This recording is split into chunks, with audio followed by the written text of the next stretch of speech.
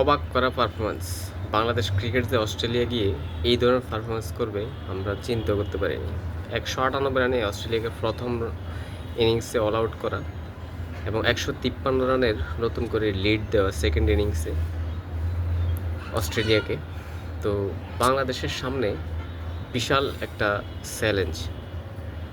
এই চ্যালেঞ্জকে যদি গোছানো ক্রিকেট খেলে বাংলাদেশ মোকাবেলা করতে পারে তাহলে এই ম্যাচটি কিন্তু বাংলাদেশে জয়লাভ করা সম্ভব। শুধুমাত্র এখন দরকার অস্ট্রেলিয়াকে সেকেন্ড ইনিংসে ফার্স্ট ইনিংসের মতো বিধ্বংসীভাবে ধ্বংস করে দেওয়া। বাংলাদেশ ক্রিকেটের বোলিং ব্যাটিং লাইন আপ যেভাবে তৈরি হয়েছে এটা যদি একটু গোছানো ক্রিকেট খেলতে পারে তাহলে আমি মনে করি আগামী দিনে বাংলাদেশ ক্রিকেট যে কোনো শক্তিশালী ক্রিকেটের জন্য চ্যালেঞ্জিং একটা অবস্থান তৈরি করতে পারে।